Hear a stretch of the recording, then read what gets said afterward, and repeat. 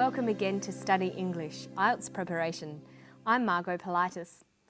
Today we're going to look at classification, how things are sorted into classes or groups.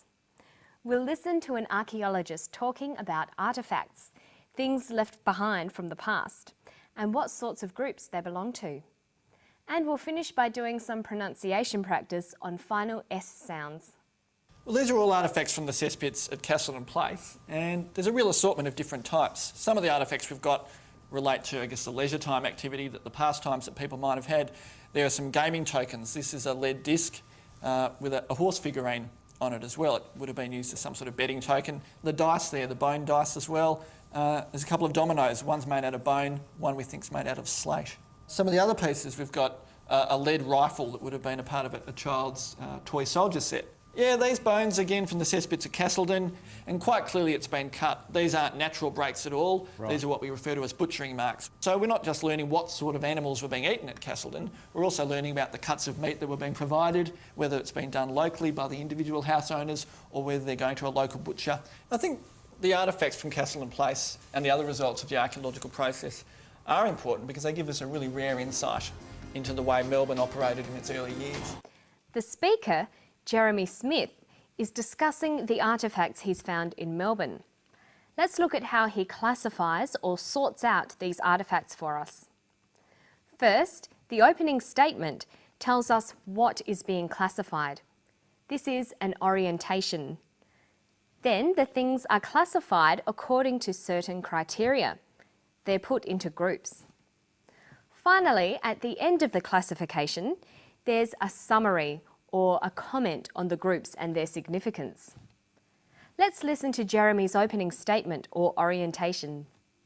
Well, these are all artefacts from the cesspits at Castleton Place, and there's a real assortment of different types. So the topic of this classification is the artefacts from Castleton Place. We are told that there is a real assortment of different types. From this opening statement, we would expect the rest of the passage to be about the different types of artefacts found there. And that's exactly what's given. Listen to how the first type is introduced. Some of the artefacts we've got relate to, the leisure time activity, the pastimes that people might have had. The first category is of artefacts relating to leisure time activity or pastimes.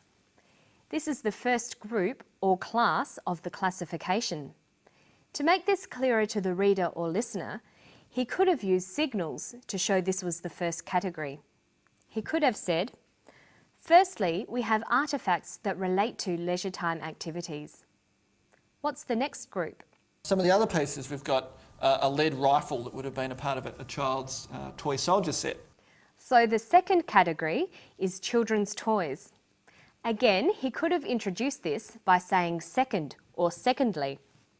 Secondly, we have children's toys. And what about the third or final category? Yeah, these bones again from the cesspits at Castleton, and quite clearly it's been cut. The third category is to do with bones, evidence of what people ate. So thirdly, we have bones. So after describing the different classes or groups, Jeremy summarises by saying why the artefacts are important. I think the artefacts from Castleton Place and the other results of the archaeological process are important because they give us a really rare insight into the way Melbourne operated in its early years. This is a summary statement. He finishes by giving a comment on the importance of the classification. Here, he is saying the artefacts are important because of the rare insights they give us. They show what life was like in Melbourne many years ago. Okay, and now to something completely different, the pronunciation of the letter S at the end of words. But first, let's look at when you'll find an S on the end of words. Well, firstly, there's the natural S. Some words always end with an S. Secondly, the letter S is added to plural nouns. Thirdly, it's added to third-person singular verbs in the present tense. And finally, it's added to the possessive pronoun it and possessive nouns. Okay, so there are lots of times when you'll see an S on the end of words. For words where it's added on, it has 3 different pronunciations. Let's classify them. The first pronunciation of the final S is "uz." It's pronounced this way after sounds such as s, z, sh, ch and j. Listen for an example in the passage. Some of the other pieces, we've got a lead rifle that would have been a part of a child's toy soldier set. Did you hear it? The example was pieces. Pieces. The S on the end is pronounced z because it followed an S sound. Other examples are buzzers, wishes, churches, judges. The second way S is pronounced at the end of a word is s. It's pronounced this way after voiceless consonants. P, t, k, f and th. Some examples from the text are artifacts, types, breaks, marks and cuts. The rest of the time, that is after voiced consonants such as b, d, g, l, v, v, n, and after vowels and diphthongs, the final S is pronounced z. Examples from the text are theirs, pastimes, tokens, dominoes, child's, bones, animals, years. Now listen to the clip again and try to hear the difference between these final S sounds. Yeah, these bones again from the cesspits of Castleton, and quite clearly it's been cut. These aren't natural breaks at all. Right. These are what we refer to as butchering marks. Its is a word that even native English speakers have a lot of trouble with. Its can be written without an apostrophe and with an apostrophe. But what's the difference? Well, with an apostrophe, its is a contraction of it is or it has. Without an apostrophe, its is a possessive pronoun. The other possessive pronouns are my, your, his, her, our, and their. These are used to show possession. For example, is that your dog?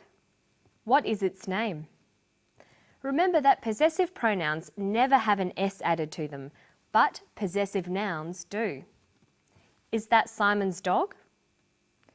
Apostrophes can often cause trouble for English language learners. They're used with contractions and with possessives. Don't ever use an apostrophe to make nouns plural. There are many students at school. Not, there are many students at school. And don't confuse the contraction of a noun and is with the possessive form of the noun. They look the same, but they mean very different things. Mary's dog is ill means the dog that belongs to Mary is ill. Mary's ill today means Mary is ill. Here, Mary's is a contraction of Mary is. Okay, now let's listen to one last clip, then we'll see if you can add some apostrophes. Some of the other pieces, we've got a lead rifle that would have been a part of a child's toy soldier set. He says, some of the other pieces we've got are a lead rifle that would have been part of a child's toy soldier set. We've is a contraction of we have, so that needs an apostrophe. Would've is a contraction of would have, so that needs one too. And the last one? A child's toy soldier set. The toy soldier set belongs to the child. It's a possessive S, so that needs an apostrophe too. And don't forget to practice your pronunciation and punctuation at home whenever you can. You'll get the hang of it quickly, I'm sure. And thanks for joining me for Study English, IELTS preparation. Bye-bye.